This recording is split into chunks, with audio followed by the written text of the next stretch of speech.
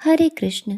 फाल्गुन मास के शुक्ल पक्ष की एकादशी का नाम आमलकी अर्थात रंग भरी एकादशी भी है।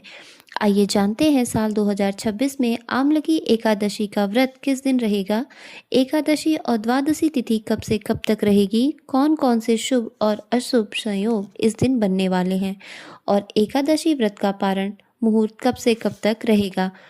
मान्यता है कि आमलकी एकादशी के दिन ही भगवान शिव देवी पार्वती जी को विवाह के बाद पहली बार काशी लेकर आए थे और उसी खुशी में शिव भक्त उन्हें आज के दिन गुलाल अर्पित करते हैं। भगवान शिव और देवी पार्वती जी को अबीर और गुलाल चढ़ाते हैं, इसीलिए इसे रंग भरी एकादशी भी कहा जाता है और इसी दिन से होली की औपचारिक शुरुआत भी होती है। इस बार एकादशी 26 फरवरी दिन गुरुवार को रात 12:34 से शुरू होगी और एकादशी का समापन होगा 27 फरवरी दिन शुक्रवार को रात 10:33 पर। क्योंकि शुक्रवार को एकादशी तिथि है, इसीलिए इस बार आमलकी एकादशी 27 फरवरी दिन शुक्रवार को मनाई जाएगी। इस दिन एकादशी का उपवास भी रहेगा। एक दिन पहले 26 फरवरी दिन गुरुवार को दसवीं तिथि के नियमों का पालन करते हुए तुलसी के पत्तों को तोड़कर रख लिया जाएगा और तुलसी में जल भी अर्पित किया जाएगा। द्वादशी तिथि दिन शुक्रवार रात 10:34 से शुरू होगी और 28 फरवरी दिन शनिवार को 8:43 पर द्वादशी तिथि का समापन होगा। 27 फरवरी को इस बार आयुष्मान योग शाम 7:43 पर रहेगा। इसके बाद में सौभाग्य योग प्रारंभ होगा और आत्रा नक्षत्र रात 10:48 तक रहेगा और इसके बाद में पुनर्वसु नक्षत्र प्रारंभ होगा।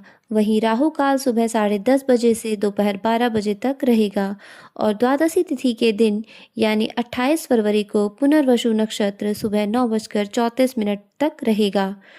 इसके बाद में पुष्य नक्षत्र प्रारंभ होगा।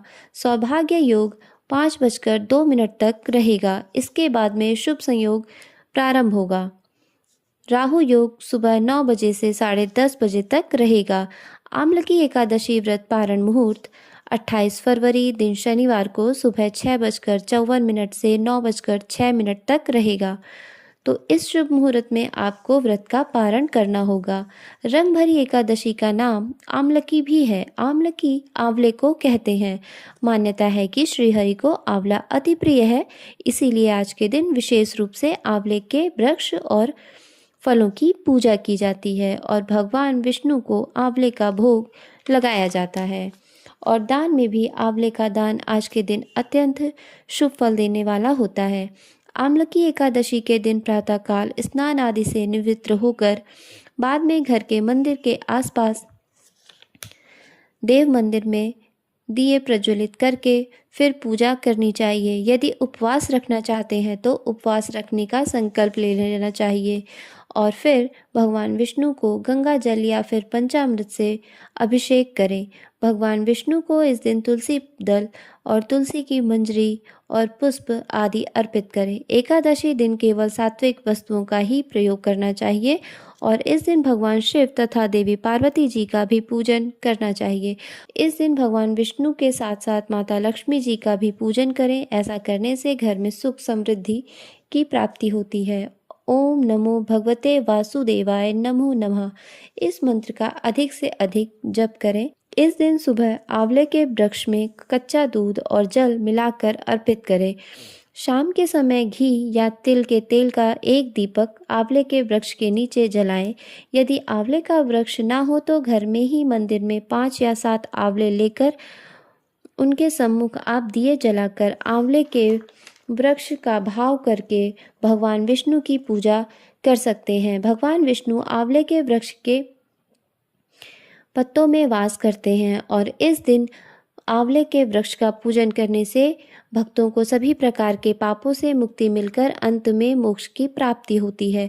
द्वादशी तिथि का ब्रह्म मुहूर्त में भगवान विष्णु का पूजन करके भगवान को सात्विक चीज़ों का भोग लगाएं और उसी का प्रसाद रूप में ग्रहण करें।